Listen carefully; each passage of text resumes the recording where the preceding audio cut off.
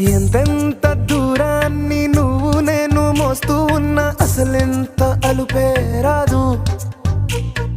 ఎన్నెన్ని తీరాలు నీకు నాకు మధ్యన ఉన్నా కాస్తైనా అట్టే కాదు.